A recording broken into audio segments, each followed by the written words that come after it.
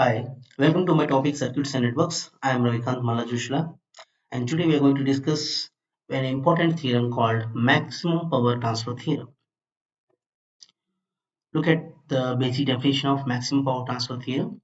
You can see this is an equivalent of Thevenin's circuit where you have voltage source in series with resistance, and you can see there is a load resistance also.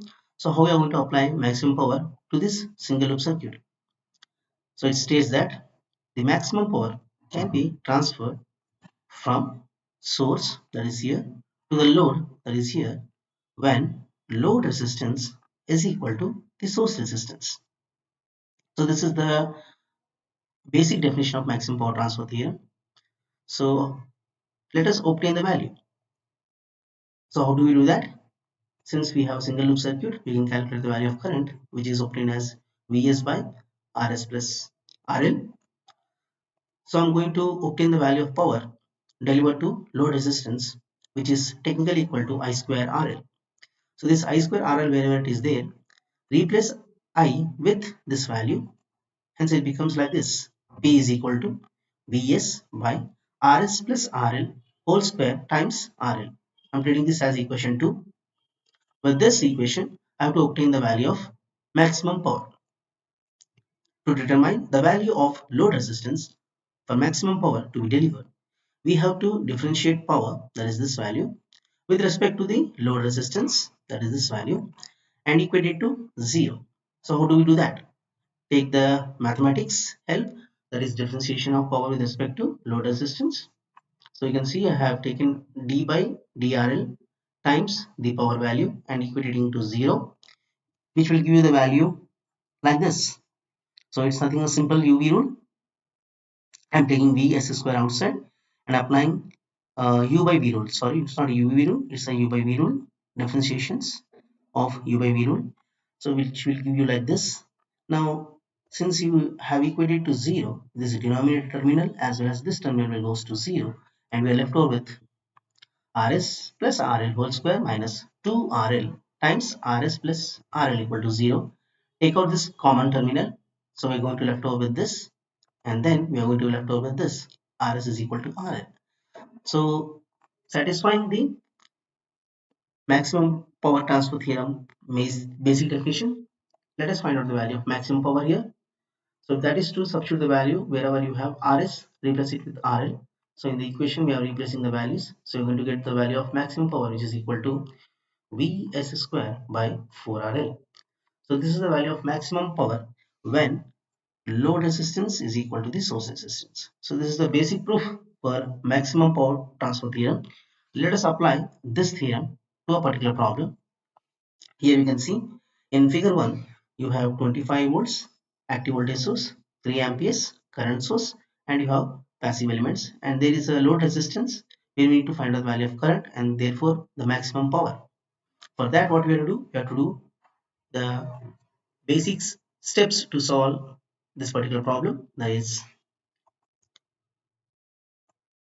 first remove the load from the given circuit, then calculate open circuit voltage across it, then calculate the resistance, equivalent resistance. This is quite familiar to the Thevenin's equivalent circuit derivation. Then find out the maximum power. In order to get the maximum power, you know that the load resistance should match with the source resistance. Then apply the formula for maximum power and obtain the value of maximum power. So this is what we are going to do. This is a step-by-step procedure you need to follow in order to obtain the maximum power. So first I'm removing the load from the main circuit. Once its load is removed, then I'm finding out the open circuit voltage, which is also known as Thevenin's voltage. So open circuit voltage over here. So this resistance becomes dummy because it is open circuit here. And VOC is parallel to 3 amperes. It is parallel to 20 ohms. So in fact, you have only single loop circuit where you have 25 volts deriving 5 in series with 20. This goes off, and this is a closed circuit. So practically you have only single loop circuit, and this is the current source which is placed parallel to 20. So I can easily obtain the value of VOC with the help of voltage division rule, that is total voltage. Okay, parallel, you have parallel VOC to 20 ohms. So 20 you have to take along with supply voltage. Then sum of these two voltages, sorry, these two resistance. You're going to get the value of VOC, which is equal to 20 volts. Am I clear what I have done here?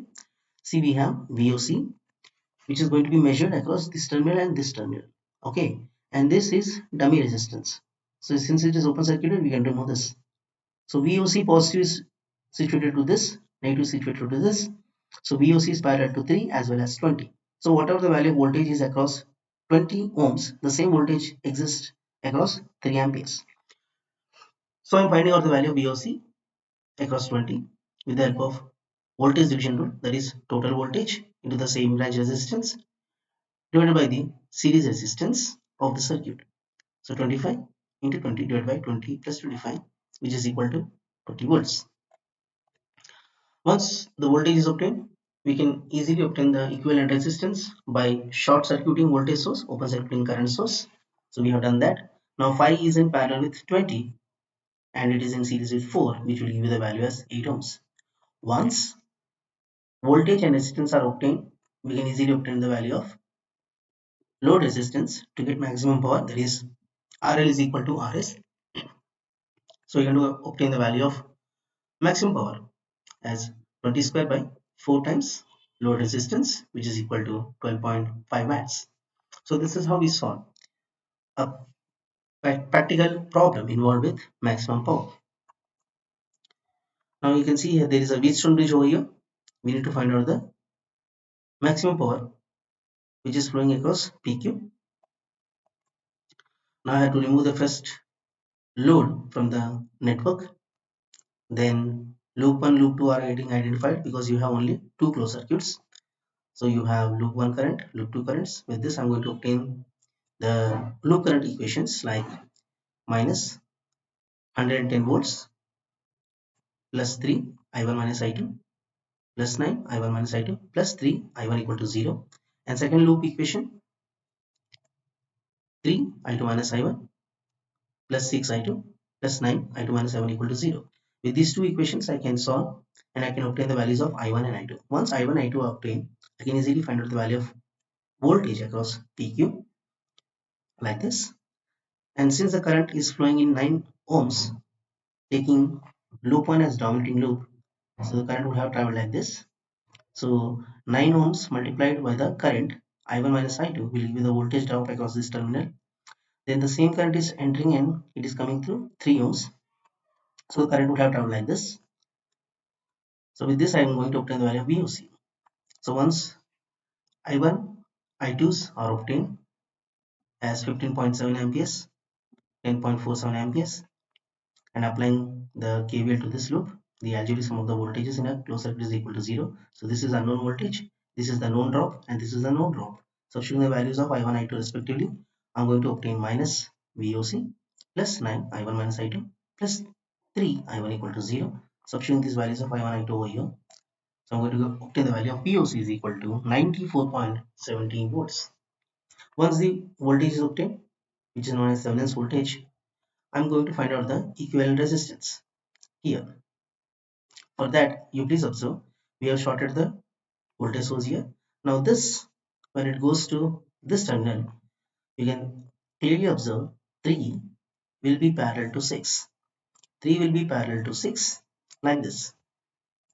So 3 is parallel to 6. What will the value? It will be the value is equal to 2 because 18 by 9 is 2. So this value is obtained as 2 ohms. Okay. Then you have 3 and 9 already existing like this. So 3 and 9 are there. Where you need to find out the value of R equivalent because P and Q. Across P and Q are equivalent. So P is identified here, Q is identified here. You see, I have taken this Q, I have made equivalent to this position. This Q position is changed to this. So this is how PQ is maintained. Now R equivalent can be easily obtained with this parallel combination, which is 2 in series with 9. It becomes 11. 11 is parallel with 3. So 3 parallel to 11 will give you the value as 2.36 ohms. Once the value of R equivalent is obtained, we can find out the Thevenin's equivalent circuit like this, connected to load to get the maximum power. When you're going to apply it, we are going to obtain VOC square by 4RL, which is nothing but 94.17 square times, sorry, divided by 4 times 2.36 ohms, which is 940 watts. So this is how we calculate the maximum power transfer theorem problems. In my next class, we are going to see the numericals involved with dependent sources.